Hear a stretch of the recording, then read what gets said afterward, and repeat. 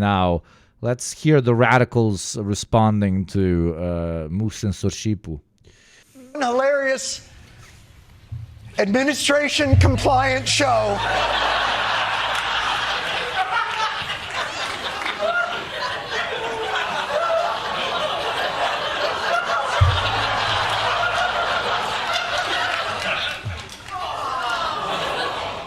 What are you doing? Shut up. Blow this for us. Yeah, a lot of people are worried that we won't keep saying what we want to say or that we'll be censored. But I'm going to cover the president's trip. Okay, like, if this guy gets banned, like, I don't know. I might be able to live with a brown-red alliance for a day. Okay? Brown-red alliance for a single day if we get this guy out of here. Okay? Maybe. Maybe. You know what I'm saying? Like, it's just like for a day, you know, like the Christmas peacetime where we all go and play soccer together, okay? To the UK just like I normally would. Well, guys, President Trump just wrapped up his 3-day trip to the UK, and he looked incredibly handsome. I just want to say before we get started here that I've always admired and respected Mr. Trump. I've always believed he was, a visionary, innovator, a great president, an even better golfer. This is funny. I agree.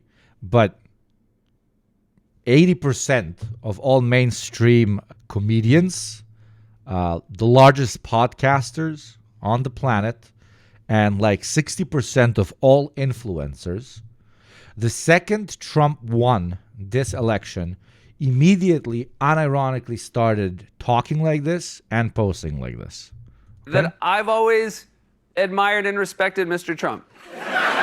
So while it is very welcome for us to do, herder funny commentary about how late night talk show hosts are being, now actively censored, etc., etc. True media manipulation and true censorship usually comes from self-censorship, at least the most successful one. Now, is there such a thing as self-censorship in the first place is a very long, convoluted conversation. But one related to what we're talking about right here is the so-called adapting rhetoric to market. Market rhetoric. When you see a particular political figure win an election, what does that tell you as a content creator, as a showrunner, or as an influencer?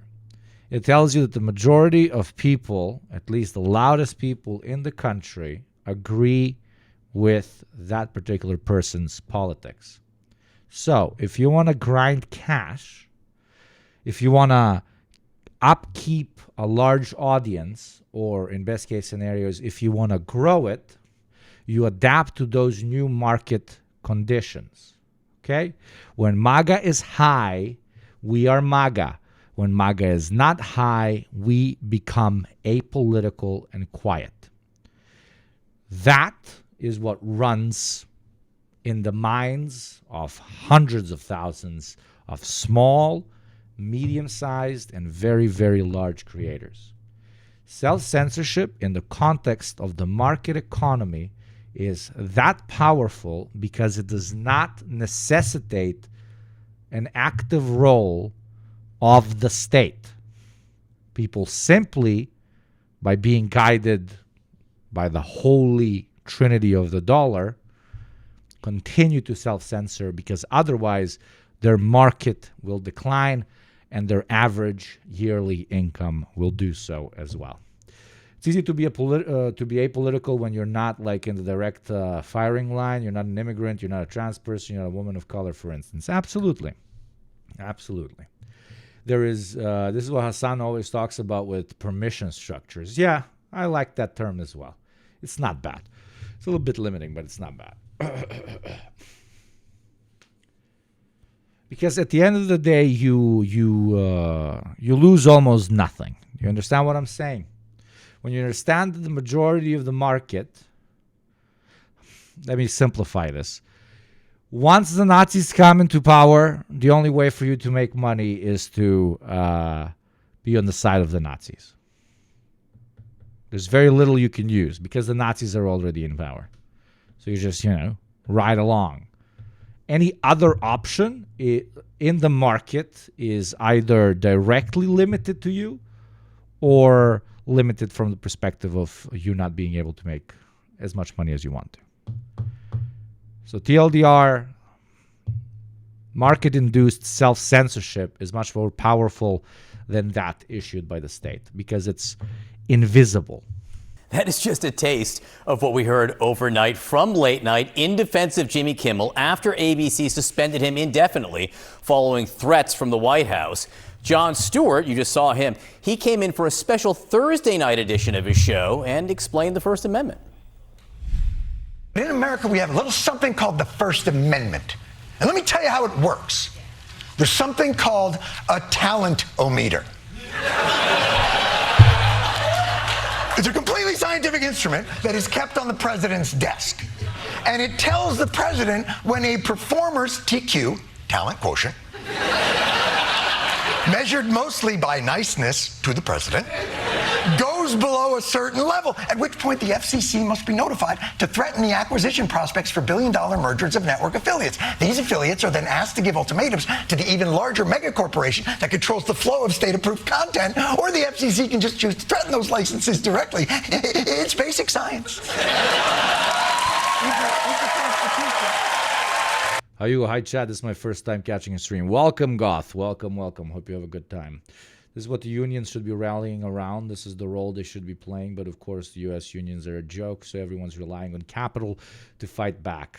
Yeah, the left is no shooters, metaphorically and literally in the U.S. Antagonizing normie libs puts right-wing figures in actual physical danger. I love my state-approved content. I love my private sector-approved content. Read your Constitution! Read it! So that's what Jon Stewart had to say about the First Amendment. What are they saying about it on Capitol Hill? CNN's Annie Graer is there this morning. Good morning. Is that what he's driving? Is that what he actually drives? Holy fucking shit. Hey.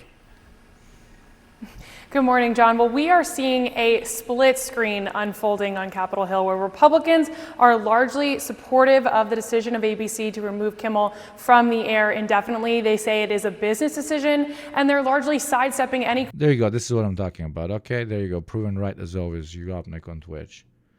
This is a business decision. Self-censorship born out of following market fluctuations. When there is no money in screaming Orange Man bad, or when there's more money in screaming Orange Man good, private enterprises, private media companies are going to switch to the type of content that makes them more money. That's why the American system is so much better than any other on planet Earth when it comes to opinion management, when it comes to de-radicalization, of course, the left, right? And when it comes to upkeeping the sense of normalcy as all the walls start coming down around you. Just let the fucking market do its thing. Because you understand that as we enter later and later stages of capitalism, as we enter moments of greater and greater instability, there are going to be more politically active and open left-wing and right-wing movements. But because media is mostly private in the United States, it can never actually take the side of the left, even if it's sometimes as profitable, if not more profitable than pitching to the right, because, there's a lot of left-wingers that would love to consume that type of content, watch that type of news, etc., etc. But that is not an option to them in the first place because they are privately owned media. They are capitalist owned media. They can't pitch communist fucking ideology or anarchist or whatever. Hell, my boss, Jeff Bezos, has made it literally forbidden in the Wall Street Journal to talk about to write about anti-capitalist ideologies and so on.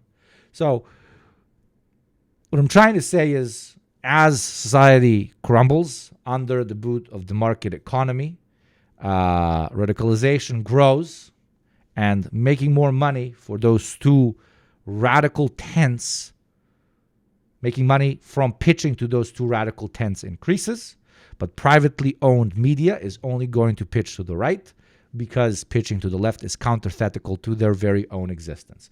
Therefore, simply giving media management over to the market will always make it lean right. This is simple mathematics, statistics, simple fucking theory, which cannot be disproven because it is 100% correct. Because it's not even theory, it's in praxis every single day. Markets are so free, people are saying, tremendous people, really. Wouldn't trust public media in the US anyway. Yeah, I mean, don't even get me started on that.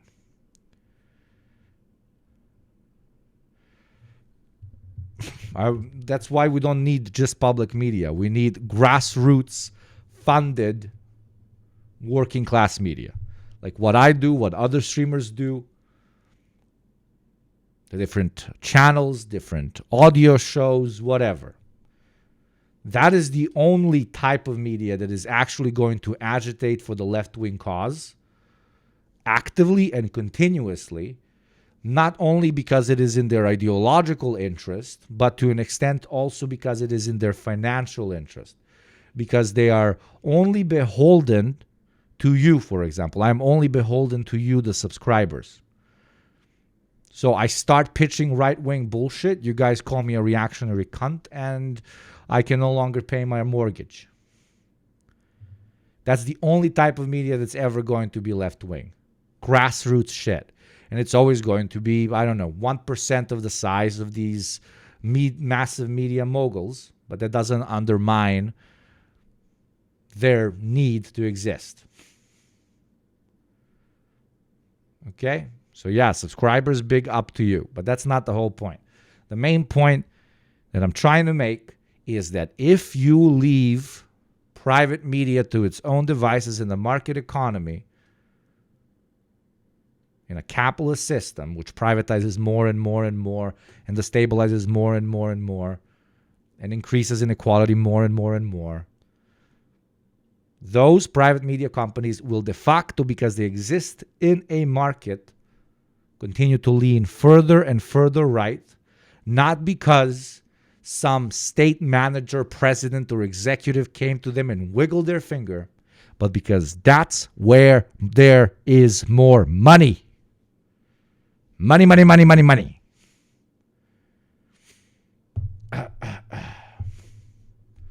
Means TV needs to become a streaming platform. That would be very cool. People should stop crying. We're very lucky that the market lets us live. Absolutely. We already did the impossible. We destroyed USD global hegemony. We're close, not there yet, but yes. Now the core strategy should be balkanizing the US into multiple countries. They will never stop their wars till they are broken up. I am not as, let's call it, radical in this opinion as maybe you, my friend. We can agree to disagree. I think that the actual act of balkanization of the United States would bring about so much untold suffering, like unimaginable suffering on the North American continent that I'm afraid to even think about it. And most likely the states seceding from the United States would be reactionary as well. But that's a long conversation. There's just Hugo is against the dismantling of the USA. I am not against the dismantling of a capitalist United States of America in its current form, right?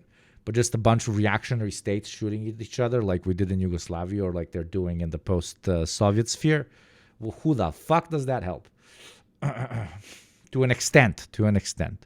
If I put on my hardcore anti-America hat and am completely just guided by my by my negative sentiment towards that country, yeah, I would probably pour myself a bottle of rakia and dance the night out if I was to see it engulf in a civil war. But I don't wanna do that, because contrary to popular opinion, I actually like some Americans.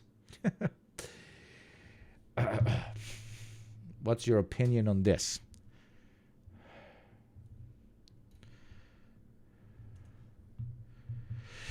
House Oversight Committee Chairman James invited the CEOs of Discord, Steam, Twitch, and Reddit to testify on the radicalization of online forum users. This is a repeat of what they did with Facebook. This is a repeat of what they did with, Meta in general and so on. Now they're just focusing on a different type of content creation. This is the Republicans like Russiagate. Where it's going to go, I don't know. Where it's going to go, I have no idea. We'll see.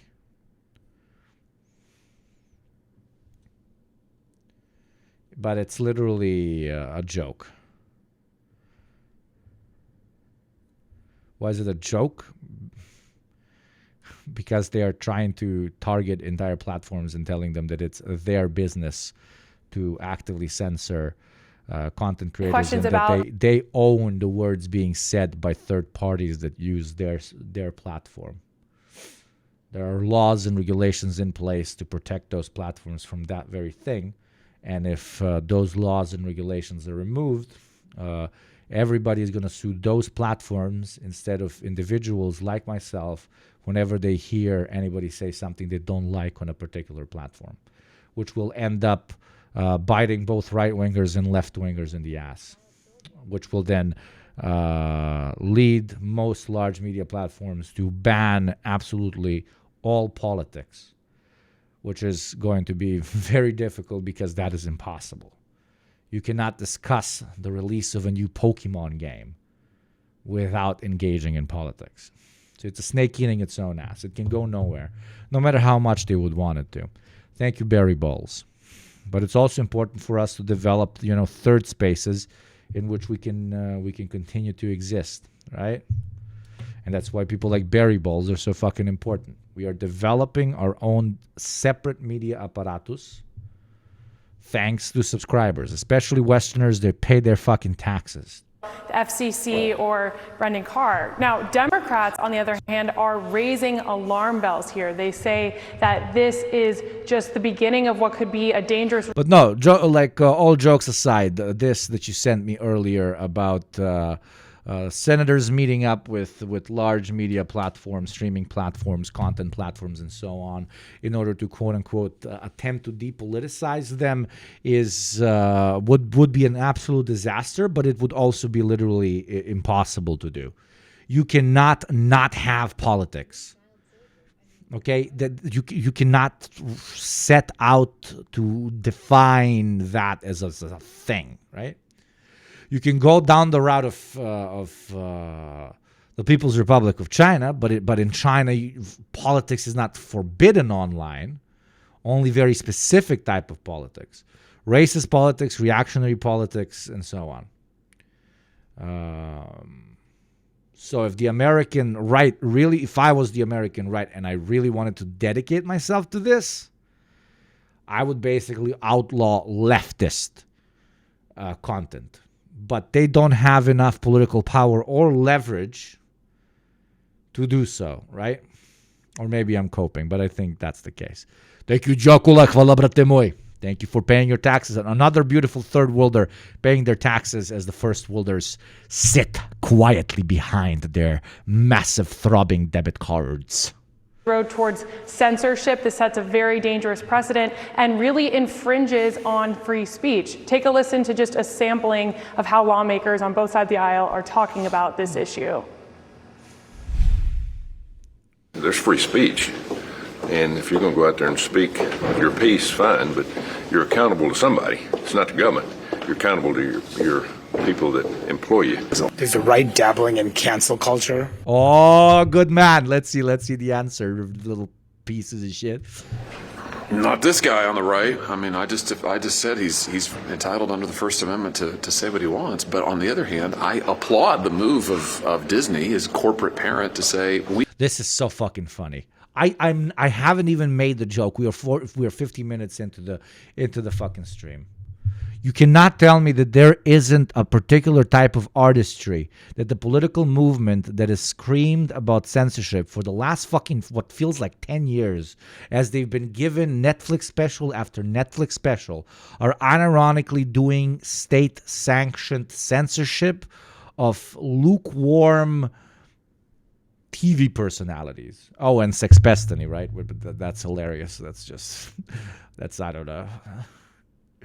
That's like, I don't know, you're in the trenches and you're fighting your enemy, but like your comrade is a guy that you know beats his wife, right? You're like, pow, pow, pow, pow, pow, pow. You're shooting at the enemy, and then an enemy sniper like shoots your comrade, who is a guy you know beats his wife. So you're like down there, and he's like bleeding to death, and you're like, well, I mean, whatever. Like literally, so...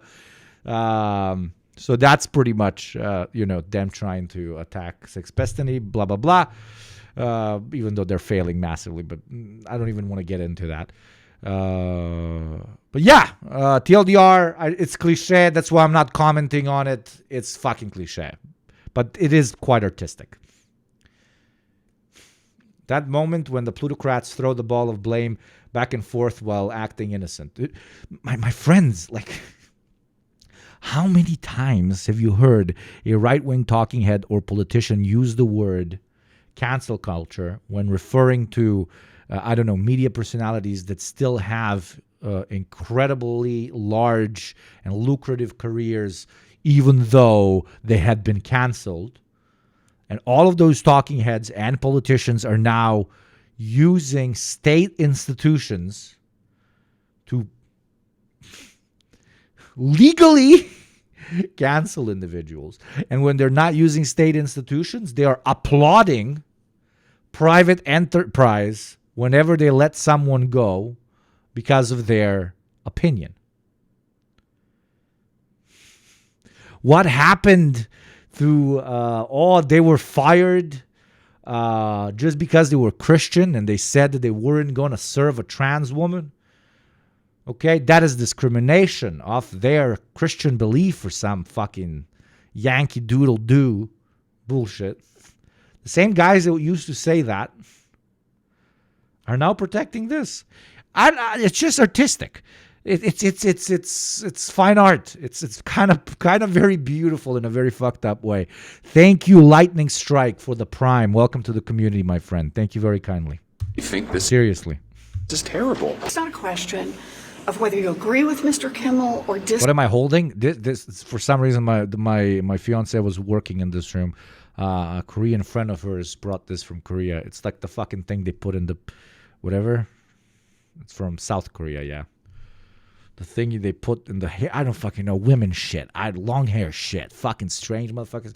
I just wear a mask 24/7. I don't even know what hair is. I was born like this, okay? I came out of my mother and I was like, give me your money! Money in your life.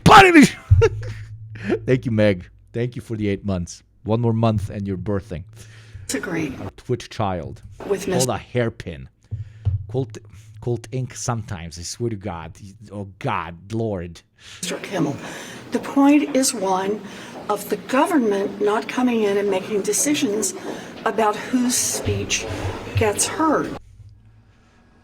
But they got the Republicans are doing a relatively smart defense here, even though they're quite literally copying left-wing arguments that we used to throw at them. Like, you have the freedom of speech, but you don't have the freedom of consequence, blah, blah, blah. They're just literally using our arguments word for word and throwing them back at us. And that obviously shows the fallibility of, hot takes that don't include class in the analysis, but still.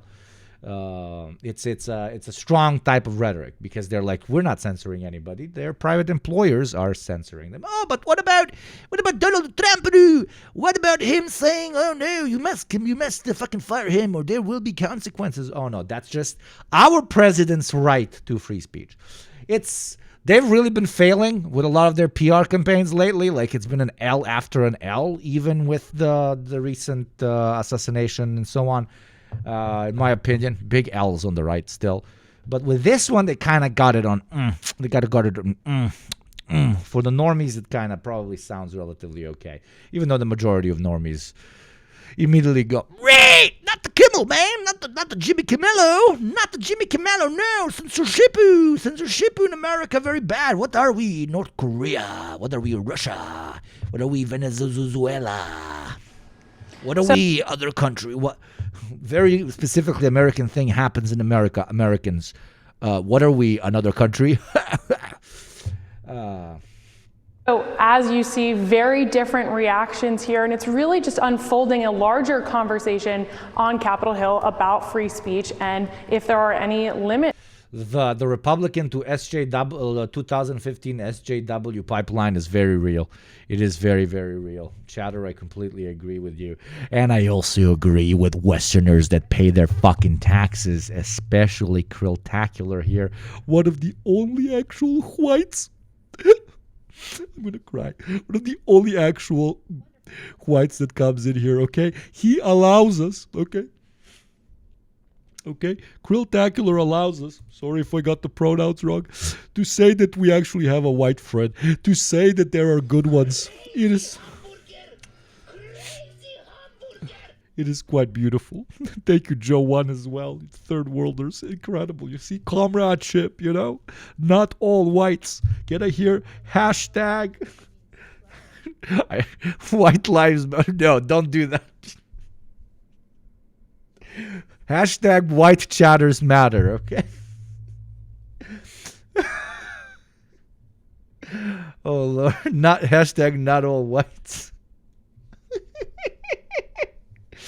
White chatters matter.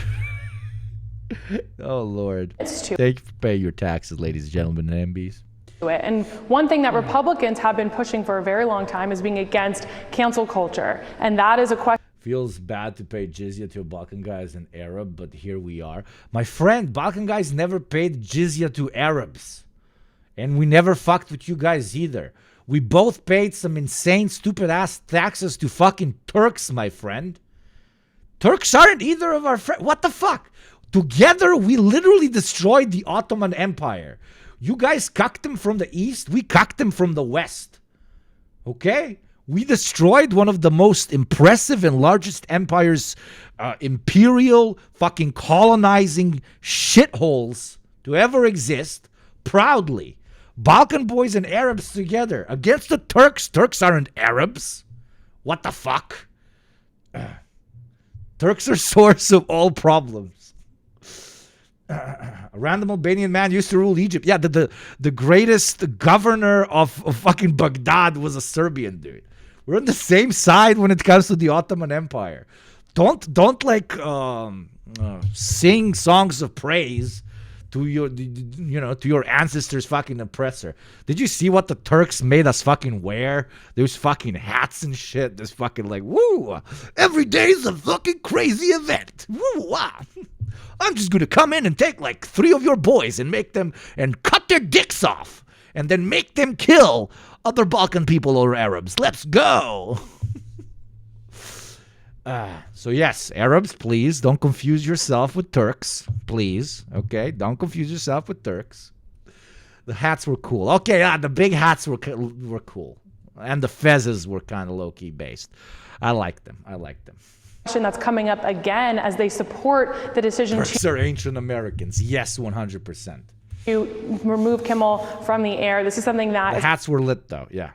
Going to continue to develop, but it is really remarkable to see such different reactions here. I should point out that Democrats are even trying to investigate this decision, but given that they are in the minority, they do not have the power on committees to really compel any testimony or documents there. But this is something that both Democrats and Republicans have very strong but very different views on. Different, although I will say there are some conservative outlets or center-right outlets now that are raising questions about the government role in all this. But so far, a lot of the members on Capitol Hill not seeing it the same way. Annie Greer, great to see you. Thank you very much.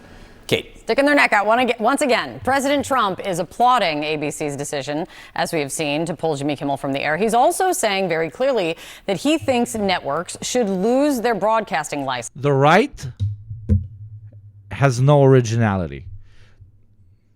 The right simply takes shit that leftists, sometimes even the most annoying leftists, do, and they just do their version of it. Okay? Leftists are like, oh, this guy said something problematic. Get him away from my face. I want him banned from this job. No job for you. You said problematic thing. No. And like Republicans, right-wingers in general, because they have nothing, they're sitting around like, what if I have an original idea? What if we go, no, this man said something problematic. I don't want him in front of my face. No, ban him, no. They stole our symbology. They stole our color palettes. They stole our speeches. They stole our analysis, but then always corrupted it. It's always like that's reactionary movements take everything, even the annoying aspects. Okay. In America, there was a ruling that said Arabs are white because an Arab man said, "Where is Jesus from?" to a white Christian judge, and the judge didn't want to say Jesus wasn't white. Yeah, in America, there was a specific law. This is gonna be my new video if fucking Wow Mao ever finishes editing it. In America, there was a very specific law outlawing Chinese people from buying property. So I think it was in the 20s. A Japanese guy was like, wait, I'm not Chinese. I should be able to buy property. And he went, to sue the government, blah, blah, blah, and say, hey, like, nobody wants to sell me property because they think I'm Chinese, but I'm Japanese. And the judge basically told him, shut the fuck up, you Chinese motherfucker. And that was it. Then it took a while. And other Asians, non-Chinese Asians, could only start buying property once they removed the Chinese legislature. That country is just incredible shit, bro. Simply for criticizing him. Listen to this. Chinese people can't buy property. But sir, I am not Chinese. I am Japanese. Shut the fuck up, you Chinese motherfucker. Only bad publicity or press. I mean, they're getting a license. I would think maybe their license should be taken away. It will be up to Brendan Carr. Joining us right now is Greg Lukianoff. He's the president of FIRE, a free speech advocacy group. And you guys have been very outspoken on... Let's see if all the free speech guys become outspoken on quote-unquote left-wing censorship. That's going to be very interesting. Most of them, I'm not saying this particular one is, because I'm not informed on this particular one, but most of them are going to very literally show that they have been funded by fucking usually oil oligarchs and shit from the get-go. So, noch free speech is not going to be that important to them when it's not guys talking shit about pollution. This, and for years, let's be honest, it's very... Or discrimination against trans and gay people and shit. Very nice to have you here. Thanks for being here. Thanks for having me. Brendan Carr has said you hear that from the president, but Brendan Carr also said yesterday that the ABC move is not the last shoe to drop. Yeah. It's very hard to revoke and pull a broadcasting license. Yeah. At least it was in the past. It was. Where do you think this goes now? Oh my God. Well, I mean, first of all, I want to say, like, the murder of Charlie Kirk was a savage blow against freedom of speech. Oh my God. Okay, I condemn Hamas and everything that was done on October 7th. Next. But the administration is exploiting that to go after its political enemies in a way that violates the First Amendment consistently. I have seen them adopt practically every argument they criticize on the left, whether it's hate speech or misinformation, as a rationale for censorship. Brendan Carr himself criticized. There's a lot of tweets for Brendan Carr that are not aging well for him. Yeah, exactly, where he said precisely the same thing, and they're turning those into weapons for their own use. You heard President Trump say that networks should lose their licenses for criticizing him. Yeah. And you mentioned Charlie Kirk because, interestingly enough, Charlie Kirk had something to say about this very issue in the past. And I looked back. He was on social media reacting to when South Park made fun of him, kind of lampooned him in an episode. He said this: We need to have a good spirit about being made fun of. This is a success. This is all a win. We as conservatives, we have thick skin, not thin skin. You can make fun of us. It matter. I mean, that is... Turns out, not really.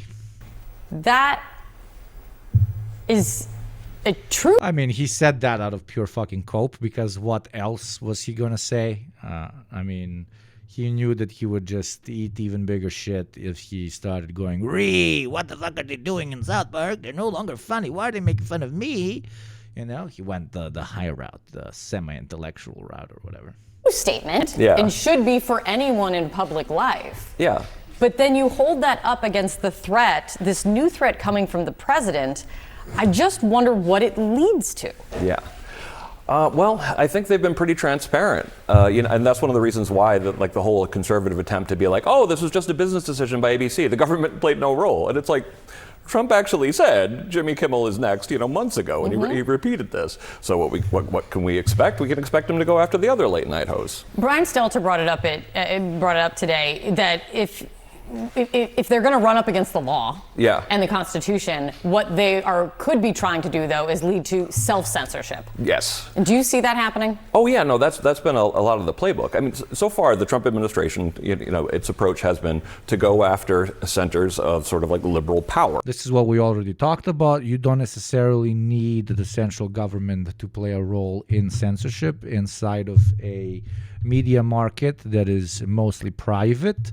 A mostly private media market is run by the profit incentive, which just organically in late stage capitalism will push their rhetoric further and further right as wider swaths of the population become more and more right wing,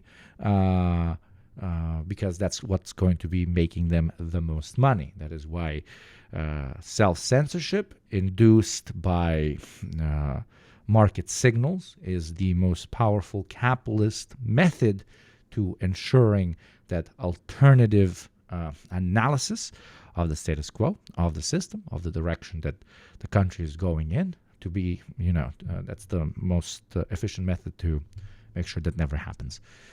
Or at least it's kept to a minimum here on Twitch or on Discord or on YouTube or on different podcast apps or different RSS feeds, different small news websites, etc., etc. And so they've gone after universities, they've gone after the media, they've gone after... What's up, Cuphead? Don't tell me you started before I got here. I'm very sorry. Welcome. Journalism. And but unfortunately, a lot of these corporations have been caving in the face of it. And by the way, one of the only people who hasn't caved is Ann Selzer, who were defending it against a personal lawsuit by Trump. The very well-known pollster out of Iowa. Yeah, and she, what they're going after her for is allegedly it was a violation of consumer protection law that she got a poll wrong about because it didn't favor Trump. I was looking through your bio. You're also the executive producer of a documentary about really getting at this very thing. Yes. The chilling effect that kind of outrage culture and cancel culture can have on comedy. The documentary is called Can We Take a Joke? It came out almost 10 years ago. Yeah. And I'm wondering how you answer that question today. Can we take a joke? Well, the answer was back then I have a question. How often do you wash your balaclavas? 2 wears and they get washed. I think that's fair. 2 wears, honestly, because after one wear, it kind of there's a nice musky smell inside, which I kind of low-key like.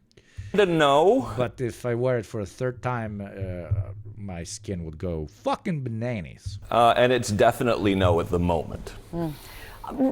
Just finally, when you look at what's happened, just the ABC News. I don't know, man. I get that this is an assault on free speech, but they've been assaulting free speech for the past year. Mahmoud Khalil stands as a testament to this among many other brave students who risked everything just to voice their opinion on the genocide of our time. Yeah, I believe you came in a little bit later in the stream, my friend. We already talked about this. Yes, I completely agree. And not even in the past year, in the past 100 years, okay? This happens in the United States. This happens almost everywhere else. Let's not be naive fucking idiots. The United States, though, is a very special case because only in the United States do people think that there is no censorship. Everywhere else, there is very active censorship, very active media manipulation, very active intervention, both by private parties, okay, think tanks, billionaires, and so on, as well as the state, okay. But the majority of the population knows that and is like, yeah, look at that. That's fucking propaganda. Oh, look at that. They censored that guy. Yeah, I expect it. Only in the U.S. does everybody go like, oh my God, holy shit. What are we now? Southwest, East, North Korea. Disney example of what we've seen. From your perspective, who do you think delivered a bigger blow to free speech and expression? I think Twitch will sacrifice someone like Assange to this administration. I think we should move to that video immediately. I haven't watched it intentionally. Let's see what my assessment of the situation. Because if they ban Hassan, they're banning me, okay? I can't believe my fate is tied to a Turk once again. God damn it. I think is they'll probably drop me as a sacrificial lamb instead of genuinely trying to push back against this. This is a real push that's taking place. The House Oversight Committee Chairman James Comer, Republican from Kentucky, invited the CEOs of Discord, Steam, Twitch, and Reddit to testify on the radicalization of online forum users. The reason why they added Twitch onto this specifically is even though Twitch has no factor in this investigation whatsoever, whereas Reddit, due to the profile of... I'm calling no. Say it's cope or say it's not cope, but I don't think they can do it. They can't do it like, okay, if I'm a member of the board of Twitch, and if we sit down and we're like, okay, we're banning all quote-unquote political content, every single other board member is going to be like, do you understand how difficult moderating that will be? And anyways, didn't we low-key kind of ban political content by stopping ads from playing on political content? Like, that's it. Our hands are clean to an extent. The only next thing that they could potentially do is for non-gaming streams. This is what I would do if I was Twitch. And I really wanted the money, and I wanted to show the world that we are cracking down on political content without banning it outright, because like everything is political. This is going to be an impossible thing to legislate. And what I would do, they say the worst ex-communists make the worst capitalists. Right now, I pay Twitch 30% of everything that you guys donate to me, and I get 70, okay? I'm one of the privileged, like, plus creators, blah, blah, blah. Most people that start out, 55%. If I was Twitch, I would increase it for gaming content, everything that is non-gaming content. I would make 20% for the creator, 80% for Twitch. And if they're really popular, increase it to 30. I would spin it. I would reverse it. So that way, I do not have to moderate so much and look for what is defined as political and what is not defined as political, which, by the way, whenever we talked this, about this too many times. I don't need to explain this, I believe. The irony of what is political from the left perspective and what is political from the right perspective and the status quo perspective. So it would be a win-win. But yeah, that's what I would do if I was Twitch. And I was evil, demented, and believed in censorship and was a piece of shit, okay? But a crazy thing would happen then. I'm waiting for somebody to write it. A crazy thing would happen then. We would just make an alternative to Twitch and an alternative to Kick. Or people would just move to Kick. That's it. That's it. So ironically, the market is stopping them from doing what they want. I wrote that earlier. Oh, sorry, I didn't see my friend. So yeah, they can't do that. Like, it would be stupid, financially stupid for them to do this. The roommate being prominent on Reddit, Steam, due to the Steam shooters, the shooter's Steam profile, and Discord, due to the fact that the alleged shooter was on Discord. Those are... Don't even get me started. If they get rid of this fine gentleman, they would have to get rid of Asmund Silver, Are three platforms that have been mentioned in the investigation. Twitch, on the other hand, has not been mentioned in the investigation at all. And if the conversation is actually about broader online radicalization, then they would obviously factor in Meta, YouTube, Kick, Rumble, Gab, and numerous other right-wing and right-wing adjacent platforms, Twitter obviously being a primary one. The reason why they are mentioning Twitch in this is because of the active efforts by those on the right, on Twitter, and all around to try and deplatform me. In the past, there's been a coordinated pressure campaign against Twitch advertisers with some success. But while some sponsors have no doubt left, there's still enough remaining that Amazon has not been forced to intervene. I am encouraging you guys to pressure advertisers, to pressure Amazon, to pressure Twitch. What's your progress going forward with Twitch? I have congressional meetings set up. Okay? That's like with more than one dude. Republicans, obviously. This is what the Congress of the United States House of Representatives Committee on Oversight and Government Reform sent to Dan Clancy. The Committee on Oversight and Government Reform requests your all famous anti-cancel culture warriors, by the way. Testimony at hearing on Wednesday, October 8th, 2025 at 10 a.m. in room HVC 210 of the U.S. Capitol Visitor Center. The hearing will examine the radicalization of online forum users, including incidents of open incitement to commit violent and politically motivated acts. To confirm your appearance at the hearing, please contact the Committee on Oversight Government Reform staff at 202-225, whatever. The Committee on... You will have the opportunity to provide a 5-minute opening statement prior to answering questions posed by members. The Committee on Oversight and Government Reform is the principal oversight committee of the U.S. What are the options? Nothing happens. Everything continues the way it is until another big event when this is discussed again and again and again. Number 2 is they actually crack down on political content on Twitch. The market will do its own thing. We will either create an alternative platform that we will all migrate to, or we'll unironically just go to Kick, whatever. Like, that would render Twitch worse than Kick, unironically, right? Option number 3, they find a very particular policy somewhere in between here on Twitch to actively motivate content creators away from talking about politics. That's not really possible because they already did that by making political content non-advertisable, right? So it's a lot of flashing dicks without anything to really back it up. A lot of political erectile dysfunction, in my opinion. You got Kick, yeah, that wouldn't work, would it? House of Representatives and has broad authority to investigate any matter at any time under House Rule X. Thank you in advance for your cooperation to this inquiry. Now, in the past, there have been investigations such as this one. I believe it was about like Russiagate, where people just didn't show up. So why are they factoring Twitch into this if they're not going to factor in all other social media platforms?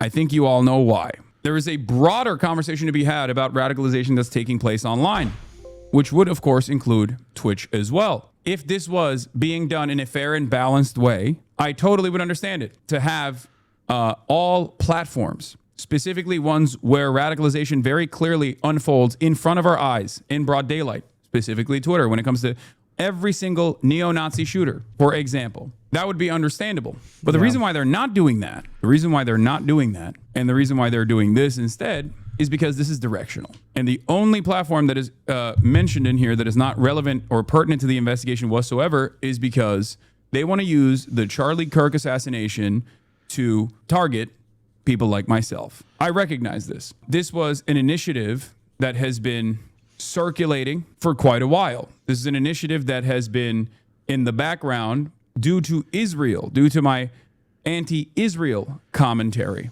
for quite a while. And now they are using, instead of using the anti-Israel reasoning, they are using the he is fomenting political violence narrative in the aftermath of the Charlie Kirk shooting, which I think is perhaps one of the worst angles of attack, considering that there is nothing I've said that is even remotely violent, especially directed towards Charlie Kirk.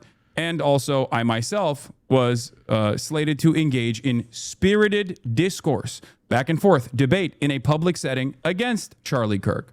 Charlie Kirk was asked why he wasn't willing to debate Nick Fuentes as opposed to someone like Hassan Piker, who he was set to debate less than 2 weeks after the day he was shot. According to Kirk, he saw Hassan as an honest, genuine, good faith actor. This is true, right? You know, it's funny. I personally do not give a platform to bad faith actors. And I had a whole open about this. And by the way, a really important thing is not to lie and to not bear false testimony. It's fine. I'll answer your question. You know, you said, oh, you know, I want to have a question about Turning Point events. And you obviously lied about your question. Doesn't surprise me because you have deceit. But you know what? Honestly, I'm asked that question all the time. I don't platform trolls. And I don't platform and I don't discuss people or I don't debate with people that. What's up, Uncle Finn? Love the 200th episode. Yeah, episode 200 of the D program is out. Oh, what a beautiful moment. Are not good faith actors. So, Slasher says the government is scapegoating social media, chat, and video games under the guise of political de-radicalization as a way to censor the internet. Meanwhile, all the free speech guys cheer this on because they want certain streamers banned over personal vendettas. It is pathetic. They don't understand it. There is a reason why I have, especially in the aftermath of October 7, consistently said, whenever people go, hey, shouldn't this person be deplatformed? I've consistently said, I am not going to advocate for deplatforming anyone, especially because I know that the crosshairs are on me first and foremost. Yeah. Of course, that hasn't stopped Asmongold, Tectone, and numerous others. I've been pretty reasonable about this for a long time. I think they should ban him. Hassan finally got banned. 2 weeks ain't enough. This better be a month minimum. The mother of cuckoldry. Holy shit. That have actively advocated not only for deplatforming, but for the government to literally take action, which would be obviously a direct violation of the First Amendment, direct violation of freedom of speech, beyond like cancel culture and whatnot. And now it's unfolding. Not that it matters. Moral consistency in this regard does not matter. When you call for violence, yes. See, everyone is going to try and make this seem as though this is a sincere request. That's all this is. Right-wingers that want to enact out a personal vendetta over a Twitch streamer that they dislike will try to turn around and say, no, dude, you've been calling for violence. You're radical. You've radicalized people. And the reason why they can't associate me with anything related to Charlie Kirk. What I hate the most is I probably should stop even using the word radical anymore, for fuck's sakes, even though it's just a honest phrasing of somebody internalizing more and more materialist analysis of the world when it comes to, you know, radicalizing someone into Marxism and not into making them shoot a guy, which obviously you should not shoot a guy, right? We're going to have to like start rephrasing half of the shit on this platform. It's so fucking annoying. Twitch used to be fun, bro. Twitch used to be based. Is not seemingly stopping them from continuing along with this narrative. Now, of course, as I've said already, ban me all day, every day. That's not going to stop the truth. And if you were to ban me, that's not going to, if you were to get me deplatformed successfully off of Twitch, I'll find a way. But even if I were to, even if my career were to be over, right? Even if I had no platform whatsoever to speak on issues that I think are important to address, that still would not change your life. If you are a right-winger who is excited about the prospect of making the government take care of someone who you find to be a nuisance, someone who you despise, make no mistake, this will eventually harm you as well. Not only will this eventually harm you as well, because of course they're going to come after you too, because this is about broad censorship. There is going to inevitably be an opinion that you have, whether it be on Israel, for example, or any number of different reasons. And the government will say, this is political dissent. We don't like it. And they will come after you too. In Germany, they came first for the communists. And I didn't speak up because I wasn't a communist. Then they came for the Jews. And I didn't speak up because I wasn't a Jew. Then they came for the trade unionists. And I didn't speak up because I wasn't a trade unionist. Then they came for the Catholics. And I didn't speak up because I was a Protestant. Then they came for me. And by that time, nobody was left to speak up. I know it's very difficult for you to comprehend that right now because you're too excited at the prospect of imagining a world where you've taken a scalp, where you've successfully been able to deplatform this woke Antifa guy. Having said that, however, this is not going to put more money in your pocket. This is not going to make you more likely to retire at a reasonable age. This is not going to make your health care more affordable or free. It's just not going to fix any of the real issues in your life, the issues that I fight for every single day. Your former podcast host and Dan Stalkman are the main cause of this? Absolutely. This has been an ongoing initiative in the background for the past 2 years, since October 7. And a lot of people have actively aligned themselves with right-wingers because they know right-wingers are the only ones who would actually be crazy enough to push for this kind of deplatforming, to push for this kind of initiative, but it does not matter. The very same people that always said cancel culture is so stupid, using like age-old things that are taken out of context to associate a person's entire worldview with like a 10-second soundbite is so stupid, are very clearly utilizing that and weaponizing that entire thing, as they have done so over and over again. But that's the goal. People who don't want to fight for improving their situation need something to feel better about, so they need some small wins. No, I think that's exactly what it is. But the left wing did the same thing, but now... Father Nuvu, thank you for paying a part of your taxes for 2 months. Thank you very much. Now the shoe is on the other foot. Everybody else, pay your taxes and show Twitch just how important us leftist creators are for their financial stability, so that they don't ban us, because these people only think in cash.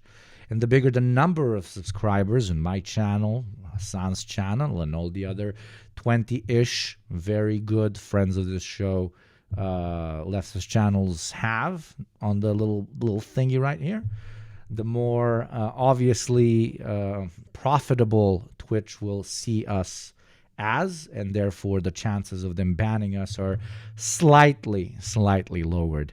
Thank you, Trick the Rogue, for giving third world taxes as well. I'm especially talking to the first worlders that owe me a 20 or a 10 if they're an ethnic minority. Thank you for considering it. Thank you very much. Or just subscribing yourself, of course. Thank you, Metric, for the Prime. Especially you guys with Prime. Like, you lose nothing. Spend a little Prime, make their number go up. Stuff like that. Just how these things work. No. That is incorrect, especially for someone like myself. If you're coming to me and telling me that, you're definitely wrong. As a matter of fact, the reason why there's a lot of radlibs who f***ing hate me... Because that's the only thing these people believe in. Cash, cash, cash, cash.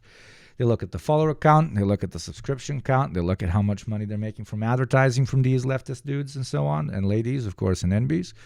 And if it looks like they're going to lose a lot of money, it's going to make them at least think twice. Maybe not 3 times, but at least twice. Is because of my consistent advocacy for reform, rehabilitation, and my lack of interest in hyper-focusing on culture war issues that pertain to cancellations and things of the like. Do you understand? Whenever people come to me with demands of deplatforming people, I always say, I'm not interested in that. That's a big part of it. Yeah, these guys don't realize you talked to Asman the literal day after he made those genocide comments. You weren't trying to get him banned. The exact opposite occurred. Exactly. And many people yelled at me over it. They said I was actually whitewashing and laundering his reputation. If you recall, there was never a moment where I actually advocated for deplatforming. Now, that doesn't matter, right? It's clear that that doesn't matter. Taylor Lorenz says, the government is using the shooting as a pretense to censor the internet and deplatform progressive creators, and Democrats continue to go along with it. They're going to jawbone all day, ram through KOSA, repeal Section 230, and worse, unless we fight back hard to protect online speech. A big part of this equation is anti-Israel sentiment. I promise you, if I was a pro-Israel progressive, okay, which obviously is oxymoronic, but if I was, this wouldn't be as major of an issue. 100%. There would be no calls to deplatform someone such as myself. Listen, you have massive establishment liberal media, you have massive establishment conservative media, and you have pretty large alt right-wing digital media, okay? These guys own pretty much 98% of the media space on the Western Hemisphere. You have 2% filling up the large YouTube channels, large Twitch creators, large podcasts, and so on, that dare say, hey, maybe capitalism bad, maybe Israel really fucked up, maybe genocide, no, etc., etc. Well, even if it was one guy or 10 dudes or 1,000 dudes or even 10,000 dudes, which doesn't exist, but of left-wing content creators, and even if one of them was sizable enough, like, for example, Hassan or JT from Second Thought or whatever, they will loan themselves as perfect targets to the right, because it's very easy to paint them as much larger than what they are and a much larger threat to a liberal establishment or right-wing establishment. You get my point, liberal, right, but you get my point. It's very easy for them to paint them as much larger boogeymen than they are in order to proceed with their censorship as a means to make sure they never grow to a point where they could maybe even threaten the status quo of the current media landscape, right? That's kind of the power, the superpower that they have. You don't actually have to be massive. It's impossible for real leftist media to be massive inside of a capitalist climate. But even if somebody puts their head slightly above water, the way, for example, Hassan does, they are a great target for right-wingers to say, oh, look, this guy's talking to 50,000 people live every fucking day, and he's making people want to do political assassinations and destroy America and instill the seventh jihad and so on. And how do we combat that? By creating very solid, very intertwined communities and very stable funding systems through like subscription methods, through direct payment methods, etc., grassroots as possible, with as many different people as possible, so that even if they take away your presence from a particular third-party platform, you can continue developing your pitch, let's call it, to a sizable audience even off of them, while being able to upkeep it financially thanks to said grassroots funding. That's why it's important. The ADL. All of us need to call it out. I'm thinking about the New York. Thank you. Speaking of funding, there you go. The Shireling 1 for the 3 months. There you go. Thank you very much for the sub. Times doing a gauzy profile a few weeks ago of this gamer, Hassan Piker, who regularly employs awful genocidal rhetoric against Jewish people in the Jewish state. There would be no calls. There would be no liberals turning the other cheek when they see this initiative coming from the right. This is punishment directed for that issue first and foremost. You can try to like a leftist is not gonna comment on the random fucking ramblings of a mid-sized Twitch creator somewhere over there, because they have much bigger fish to fry.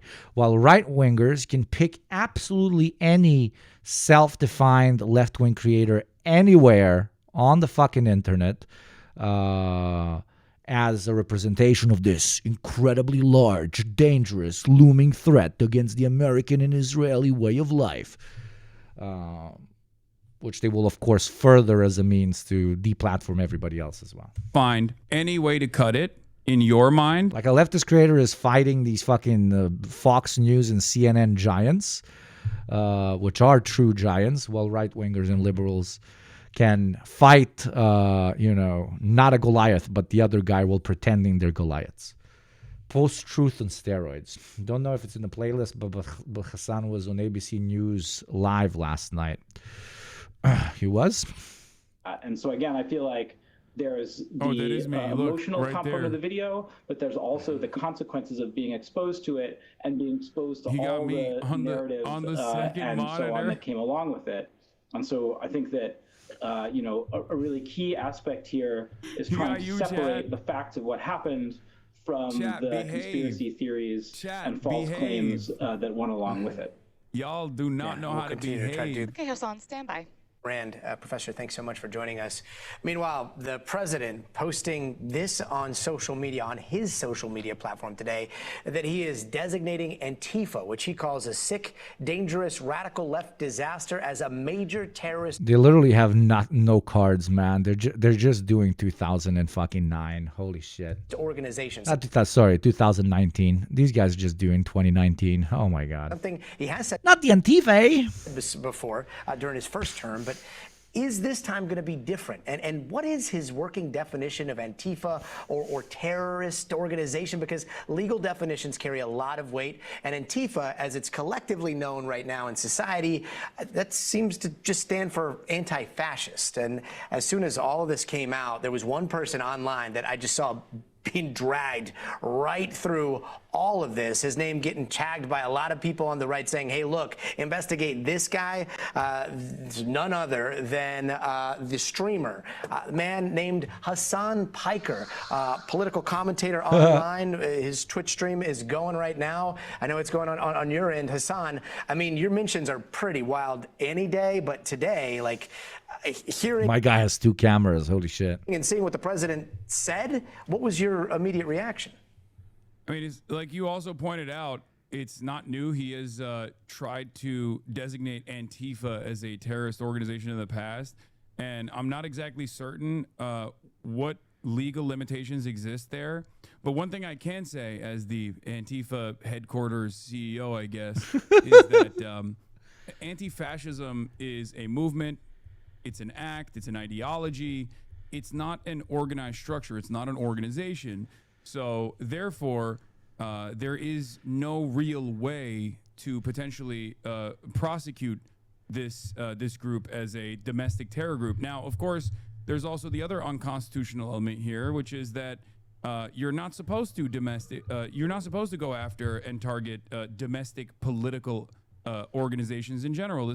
This country has rarely ever prosecuted the Ku Klux Klan. This country has rarely ever prosecuted numerous far-right groups that have actually successfully pulled off targeted acts of domestic terror.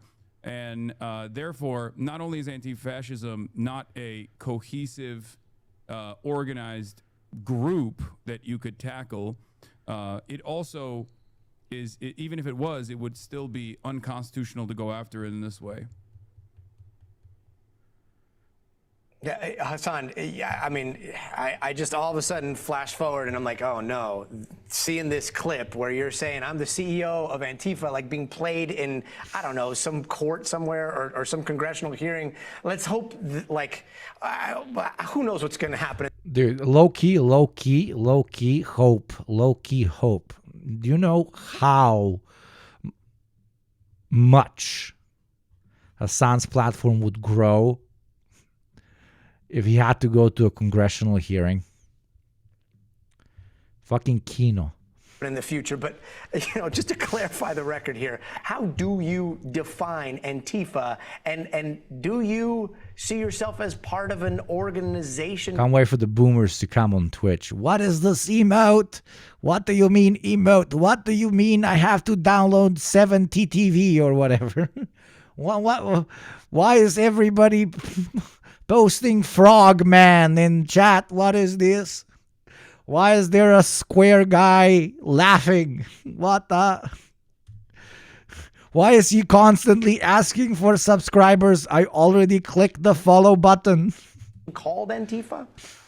No, that was a joke, of course. Like I said, there's no organized unit. What is soy? Why are they calling the man talking a soy? Anti-fascism, like I said, is an action. I do engage in anti-fascist action. And I'm sure many of us have done so. If you call out someone who is behaving like a white supremacist, that's still technically someone engaging in an anti-fascist action in that moment. And as far as organized anti-fascist action goes, a lot of our grandparents, as a matter of fact, engaged in organized anti-fascist action in World War II. So I guess, we've come a long way from what this nation... Hello, is this the stream of the CEO of Antifa? Is this masked man the CTO if the Turk is a CEO? Used to represent when we fought the Nazis, because obviously the opposite of anti-fascism would be fascism. So it does seem like this administration is moving in that direction. Hassan Piker, appreciate your perspective. We'll let you get back to streaming. We've got a legal guest to talk a little bit about all of this on the way out here. But Hassan, thanks. Let's go over to NBC News, a legal analyst. Thank you so much, Hassan. You're clear. Appreciate your time. Thank you Of where we just left off, there's so many legal questions. Like, can you designate an ideology as a terror group? I want to see what they say. I mean, they want to. Yes and no. The president, and more specifically the secretary, direct the Secretary of State. Yeah, that was fun. I am the CEO of Antifa. He did well. He did really well. He did well. Seem as though there's other reasons for it. Oh, he deserves it. This and that. They're trying to make an example of you because you put. The best thing about this interview was that Hassan was so enthralled in this live car chase live stream. He was late for the interview. New media dominating old media one day at a time. Yes. Zoran and Cuomo. They are afraid of the streamer class, chat. That is why they want to ban us. They are using all signs of mainstream political violence as a tool to fight the true class that matters in the new media landscape, and that is people in front of microphones and people in front of chat. They are not only afraid of us, the microphone people, they are afraid of the chatters. For what is a streamer without chat? And what is chat without a streamer? The first they came for the streamer and I said nothing, for I was not a streamer.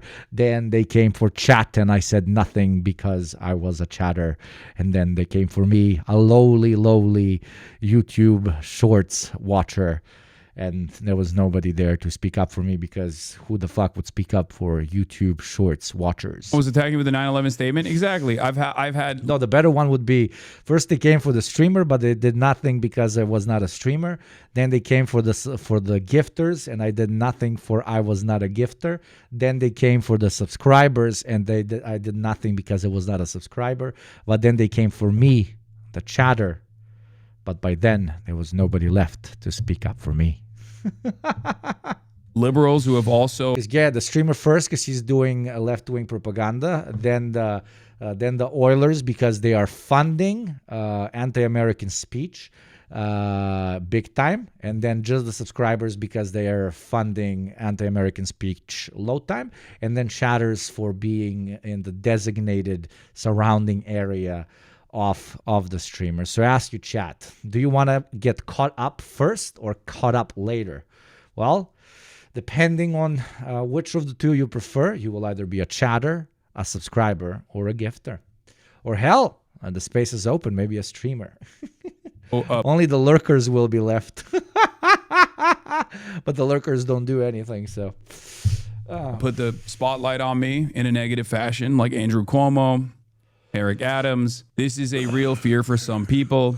I mean, obviously, Richie Torres was the first guy who pushed for this long time ago, leading up to the election. This was... That's why I make it such a big part that Westerners, especially Western whites, give me their taxes, which is 20 gift subs a month, because they can't do anything to them, okay? There will be no white-on-white violence. This was before... So white people, pay your fucking... Western white people, pay your fucking taxes right now. You stand to lose the least. For the election. But ironically. You didn't do anything wrong. Why are they going after you? It doesn't matter. I need you to understand. It's not about doing something wrong. It has nothing to do with that. It's because of my perspective. It's because of what I advocate for.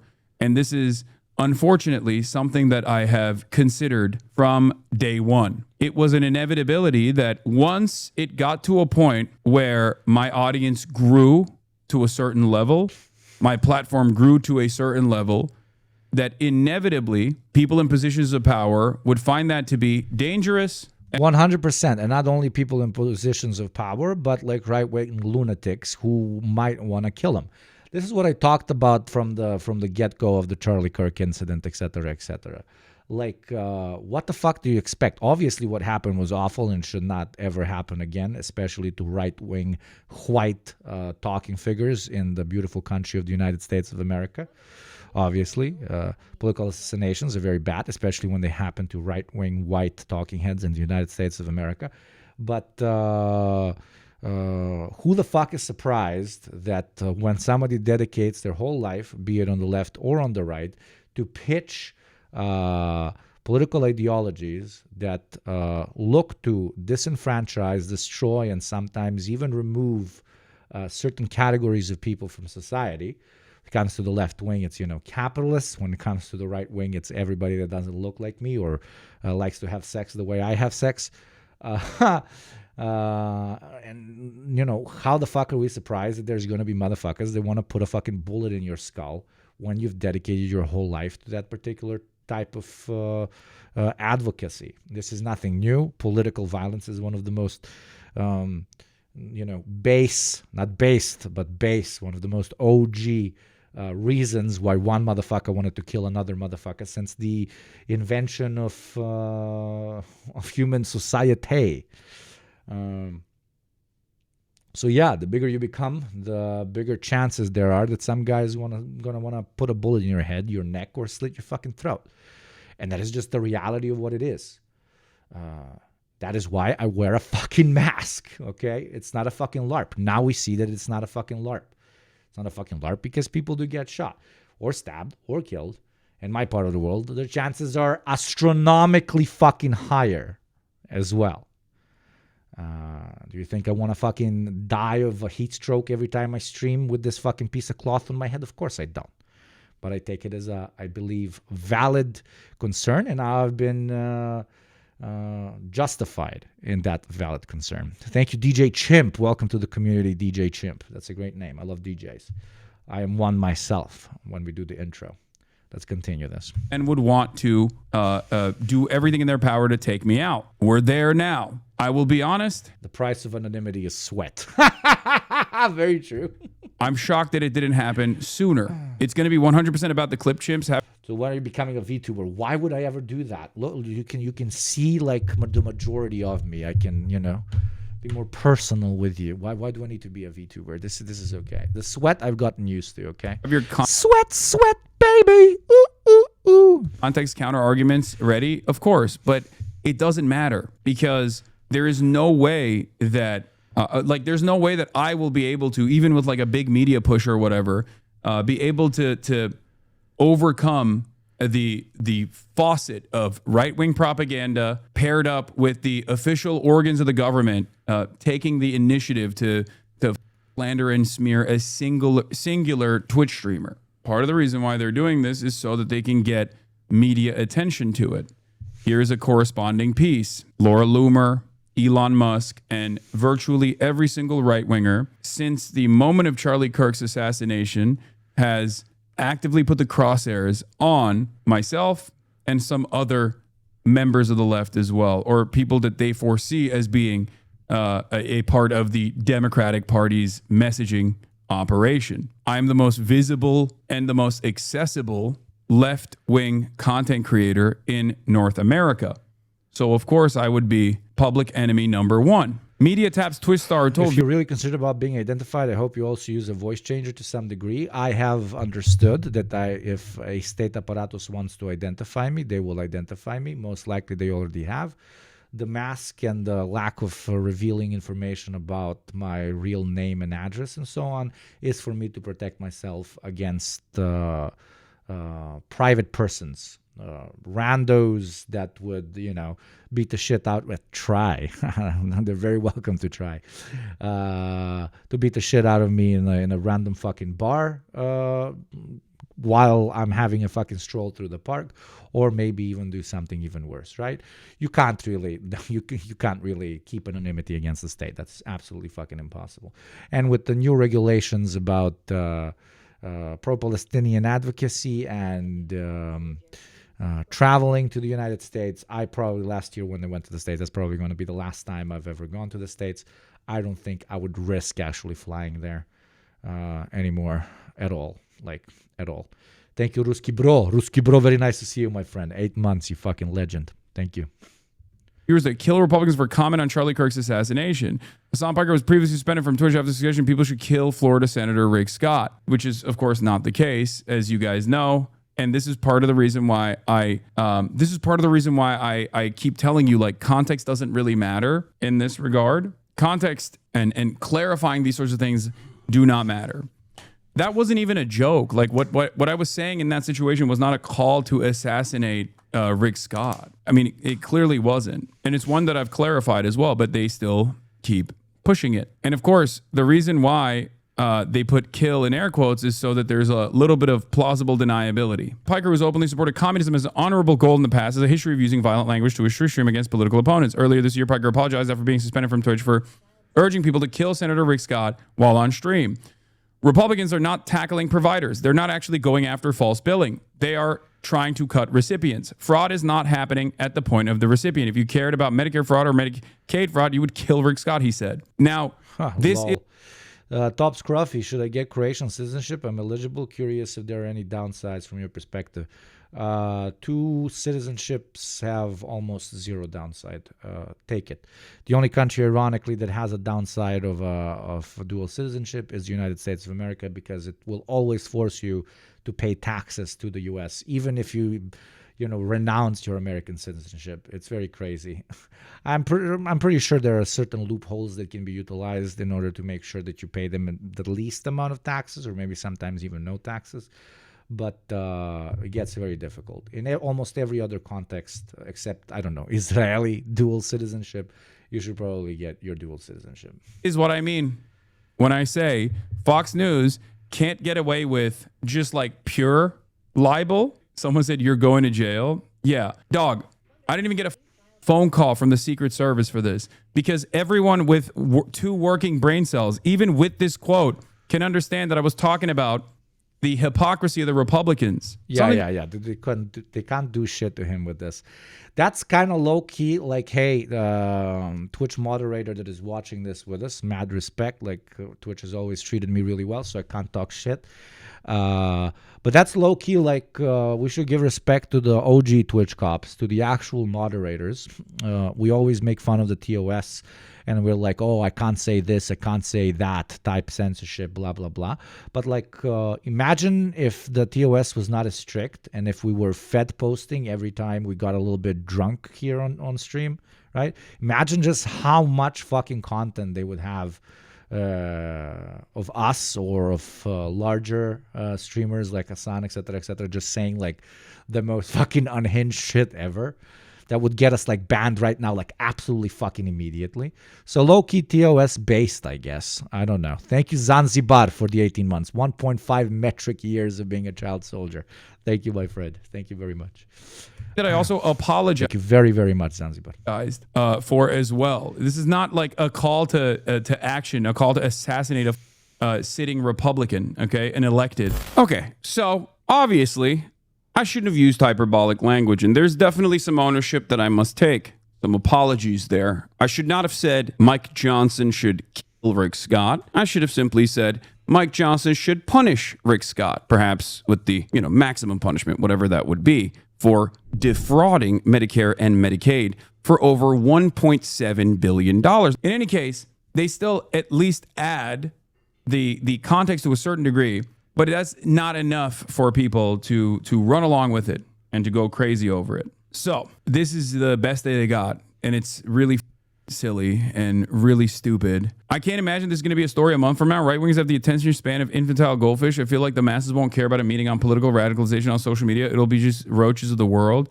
Yes, but I do think that this is a part of a broader initiative, and therefore... Yes, sure, normies will not care, but if they start banning people like Hassan or the wider digital left, they will take away, unironically, the only left-wing media alternative available on the Western Hemisphere. I'm sorry if I'm inflating my ego a little bit and like the egos of people like JT from Second Thought or Hassan a lot, but that's the truth. Respectfully, that is the unironic truth. What other left-wing, truly class-conscious media, you can agree or disagree on certain things, but I think we can all agree on calling it left-wing media, exists out there. It doesn't. It absolutely doesn't. All of these people together talk to, when we combine all of the audiences, to millions upon millions of people on a daily basis. And while that is 2% of the size of the audiences of CNN, Fox News, MSNBC, and so on, it is still something. It is a fledgling of hope, right? So banning that would unironically be a massive hit on the larger movement. Thank you, Red Cheesehead, for subscribing and allowing me to do this, okay? I'm not CNN and Fox. We don't got other type of funding except you guys. And especially the taxpayers, who today are very quiet if they're not from the third world. Western taxpayers hella fucking quiet. By the way, let's make a exclamation point tax, and then there's 3 lines that explain Westerner, 20 gift subs. Western ethnic minority, 10 gift subs. Rest of the world, 5. I want when somebody writes exclamation point tax for it to actually show it. Thank you, Top Scruffy. There you go. Another third world are actually paying their fucking taxes. But change that one. Change that one, Luffy, because that picture is like not good. It's doesn't really show how the taxation system works. You can have it like as an explanation. Thank you, Scruffy, very much. Sun and Majority Report, what Chen calls the max left, pretty much stand alone in class conscious media figures. There's other ones, much sometimes same size and so on, but yeah. I would differentiate Hassan from Majority Report. Hassan, like Majority Report is good, but it's Majority Report's never getting banned. Okay, they're very, let's call it soft-handed, in my opinion. They do their fantastic part for the part of the funnel, but they're still mainstream.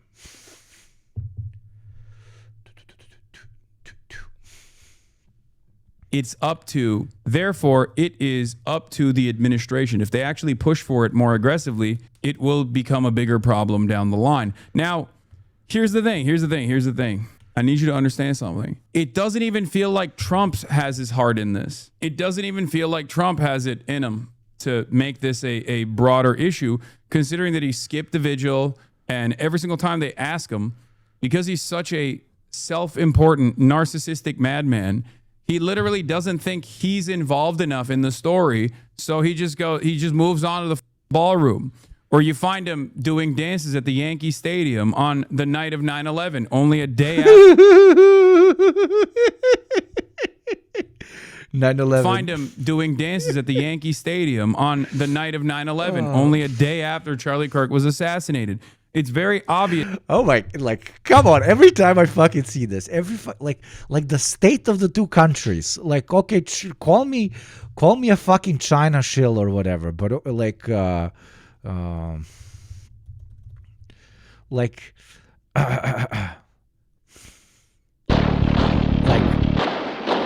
this is what, the I'm talking only symbols here, okay?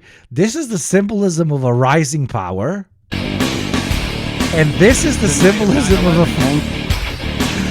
like what one is doing, what the other one is doing. It's yesterday. I was coming back from driving through multiple countries to find a wedding venue, and through one particular undesignated country, I was driving on like top tier fucking highways, my guy. Top tier highways, and all of them had massive Chinese letters and local letters on it because the Chinese just came and built all the fucking roads there, right? Like, it's in the middle of the fucking Balkans, in like God's forgotten asshole of Europe, right? The Chinese are already playing a particular role. And this is and in America, they're talking about like a content creator that was shot, and about potentially banning streamers, and about how they need to build a ballroom. Like, holy shit, dude. Like, all the signs are on all the fucking walls, dude. All the signs. It's so funny. It's so funny. About this, beyond the fact that Steve Miller and J.D. Vance want to use as an opportunity to prosecute all political dissidents and erode the First Amendment. And well, you leaked that particular country for sure. I mean, there you go. You are very informed on the Balkan Peninsula. Some other people aren't. So I am leaking it to smart people, and to the rest, they're like, what are you talking about? But I leave it to the smart people not to tell the others which one I'm talking about. Last part of this story that I want to address is this. The overwhelming majority of violence from nonpartisan, independent investigations, and even the Department of Justice. Albania, that's fucking hilarious. The overwhelming majority of political violence and domestic terror has happened in the hands of the far right. Far right anti-government extremism is responsible for the majority, the overwhelming majority of domestic terror incidents. Not only when it comes to domestic terror, even the state, okay? FBI readies new war on trans people. Let's see what this says. Trump administration is preparing to designate transgender people as violent extremists. Jesus Christ. In the wake of Charlie Kirk's murder. So he potentially maybe had a roommate he had sex with that potentially maybe is trans, which renders trans people violent extremists. I love the logic of this. We're looking at the entire spider web for any of these attacks, FBI Director Kash Patel told the House Judiciary Committee on Wednesday when asked about shootings by trans individuals. I mean, I know about another designation that really, really unifies a lot of the shooters in America. It begins with W and ends with E, okay? Attorney General Pam Bondi said after the Kirk murder are putting this crazy ideology in our schools, echoing the growing view of many Trump's inner circle that a cult of gender ideology is behind an explosion of violence by some as yet unidentified radical left. They just want to go back to the good old days when people got shot because some fucking white Nazi supremacist went into the schools, but now there's other reasons, at least they claim, of why people are getting shot. And they're like, kids getting shot in schools is not a problem. Kids getting shot in schools because of somebody who vaguely identifies as trans, that is the true problem. Kids dying, okay. Why kids are dying, though, that is problematic. 2 days before Kirk was killed, Donald Trump condemned transgender insanity. Then in an interview about the shooting, he blamed the radicals on the left, saying they want transgender for everyone. Oh my God. Oh no, Trump, do not threaten me with a good time, okay? Oh. Guys, it's official. The left wants to give a trans person to everyone. State mandated trans people. You get a trans person. You get a trans person. You get a trans person. Trans people, were you guys contacted about this? I'm on the left and I didn't know that we're supposed to get a trans person. Where do I what KGB agent do I hit up for my designated trans person? I gotta talk to my fiance first. I just imagine Hugo would be, oh my God. They are cynically targeting trans people because the shooter's lover was trans. One senior intelligence official tells me the administration has convinced itself that the Charlie Kirk murder exposes some dark conspiracy. First, they came for the genitals. Then they came for our right-wing talking heads.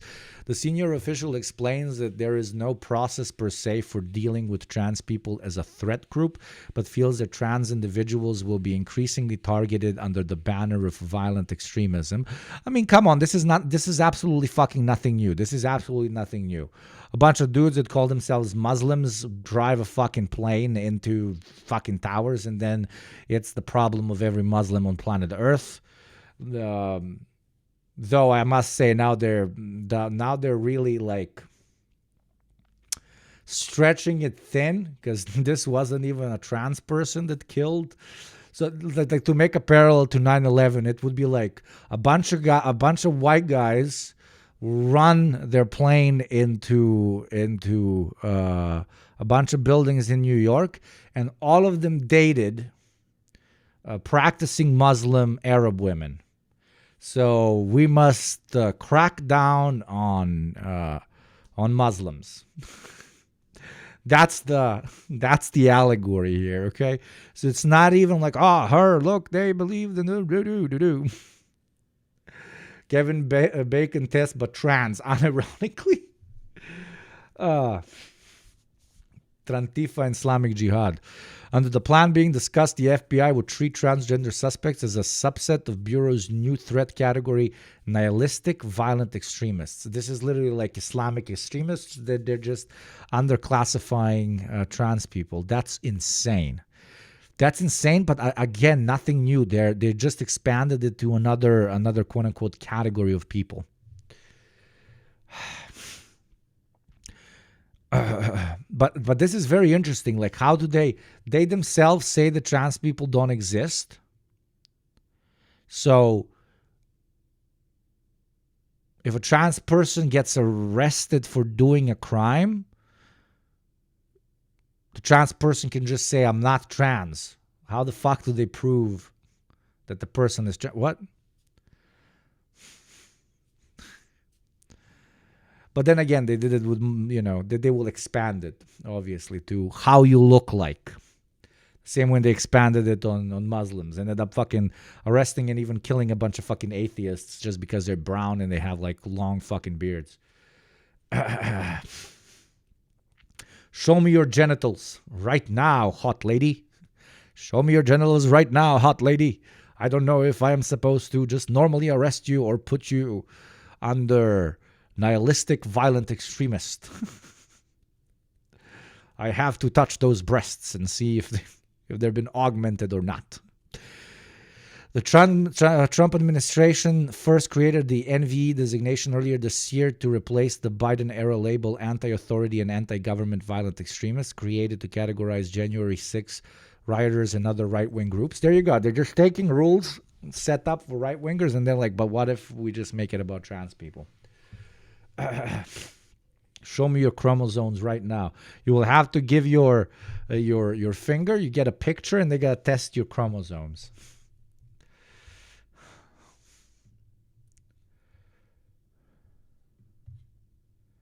Macron to offer scientific evidence to U.S. court to prove Brigitte is a woman, lawyer says. There you go. Right-wingers don't give a shit if somebody's a pedophile, the way Macron's wife is, but they give a shit if they're potentially trans. Absolute right-wing classic. The new classification sources say give Trump official political and media cover rather than directly naming transgender people as some enemy. The White House has preferred euphemisms like gender ideology extremism. There you go. Like it's so easy to do this. They did it with Muslims. They did it with other designated categories. Now they want to do it with trans people. Fucking been there, done that. On his first day in office, Trump signed an executive order establishing federal policy as defining sex as immutable biological reality of male and female.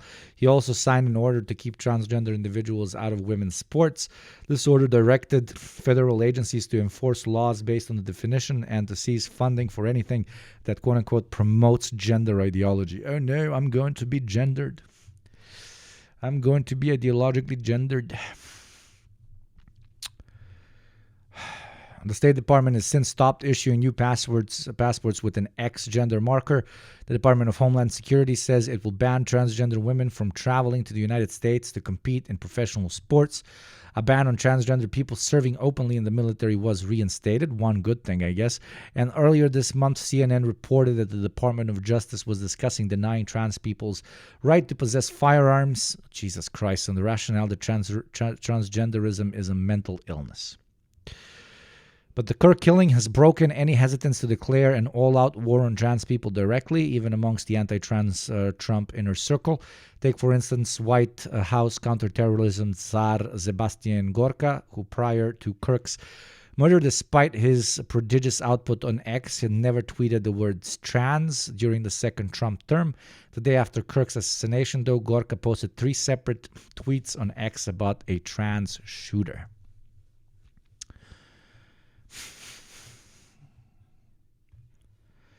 Guys, what is trans, man? I never fucking even heard about this, but but maybe they did a shooting. Lord. Our trans are too precious for army, worth at least 3 cis soldiers. I can only speak about what I've seen and experienced in Boston. Cis women are being harassed for not looking feminine enough. It's so disgusting, Jesus Christ. America is so fucking cooked. Antifa, short for anti-fascist, refers to loosely, we know what that means, blah, blah, blah. Prosecutors have already made clear that they are placing transgender identity at the center of their case against Kirk's alleged killer. What the fuck? The indictment refers to transgender issues 3 separate times: mass shootings by transgender individuals, trans rights oriented. So being trans rights oriented makes you a political extremist. That's fantastic. Biological male who was transitioning genders. Wait, why are we doing trans dudes erasure here? They're low-key doing trans men erasure. Are they only considering trans women radical? First time in history that women have it harder than men, I guess. Because that's what they're saying with this biological male bullshit. Biological male who was transitioning genders. What if it was biological female who was transitioning genders?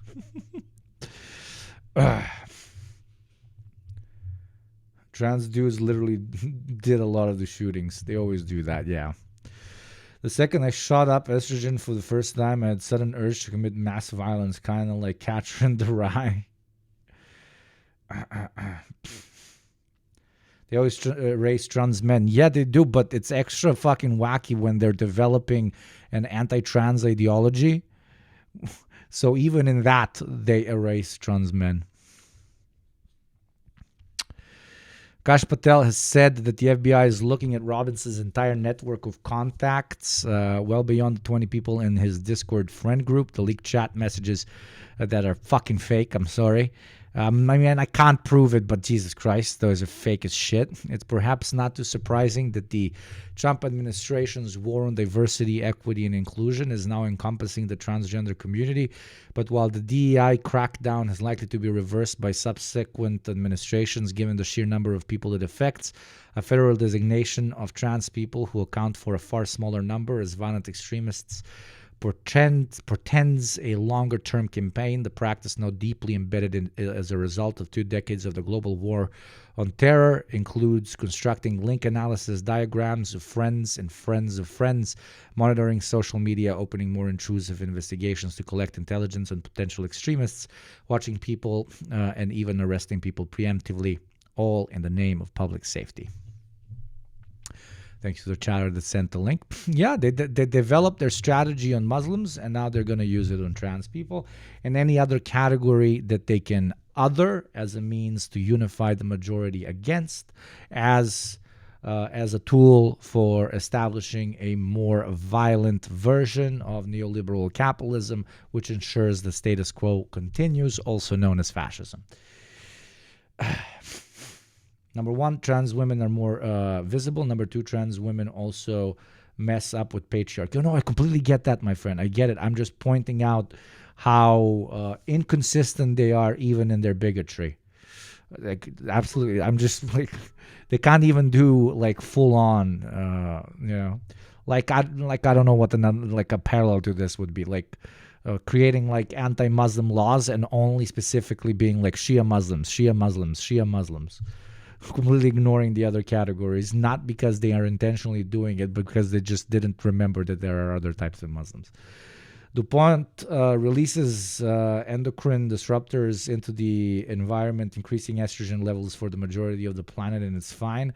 Some Westoid deliberately injects themselves with estrogen, and the U.S. government suddenly cares about people's hormone levels. Trans men do testosterone, have beards and muscles. They are cool and don't make me feel weird about my sexuality. Conservatives.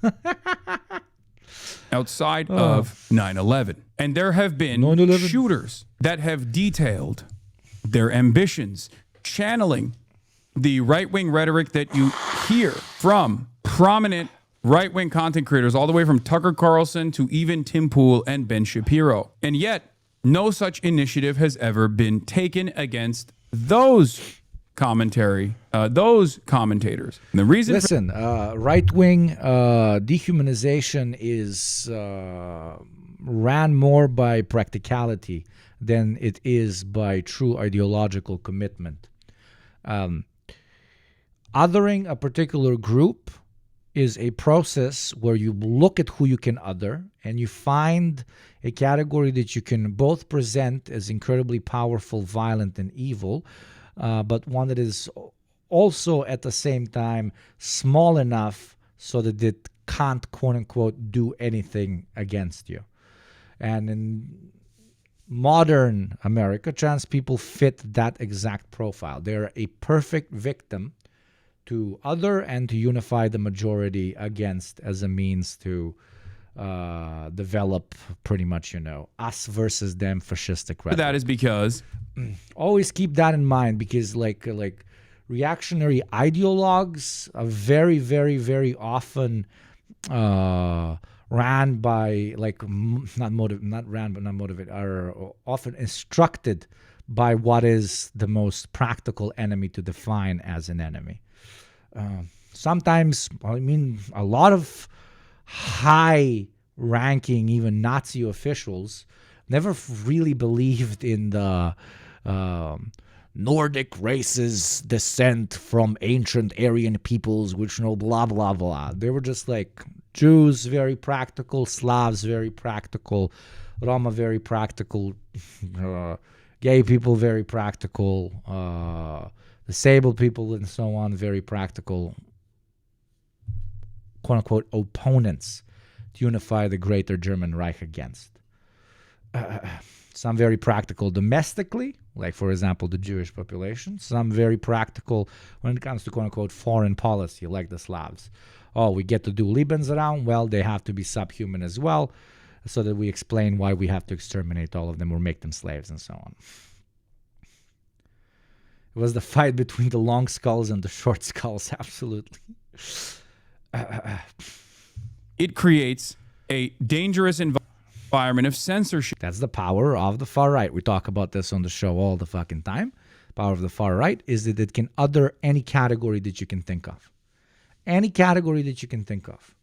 And the only thing that makes them right or wrong is whether the majority agrees with them or doesn't agree. If the majority of them agrees that the people with short hair need to be shot, then people with short hair will be designated extremists. People with short hair will be designated as inferiors. People with short hair will be designated as a threat to national security, and they will start rounding up people with short hair. Anything can be categorized as incompatible with the majority.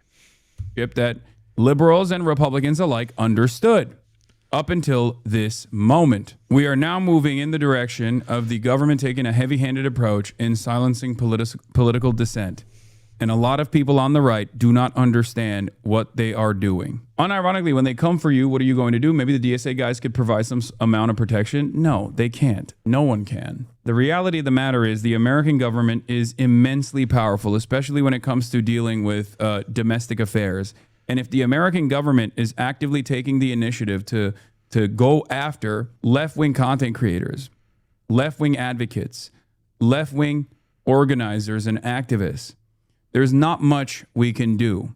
The only thing we can do is hope for the best and hope that these institutions that are holding on by a thread at this point will still apply some semblance of justice. The House Oversight Committee technically has no power. The House Oversight Committee does these kinds of shows of force in an effort to bully and ridicule people. So as long as the company doesn't capitulate, but there is, of course, no protection afforded to someone like myself in that regard, as long as the company doesn't capitulate, it doesn't go anywhere. Not dissimilar to the ways in which there are outrage. There is a manufactured outrage to demand bans for content creators. Sometimes Twitch leans into that, and they actually legitimize those claims, no matter how ridiculous, like in the case with Cracker. And sometimes they don't, and it goes away. In this circumstance, it's just entirely dependent on this. We will all go together when we go. What a comforting fact that is to know. Universal bereavement.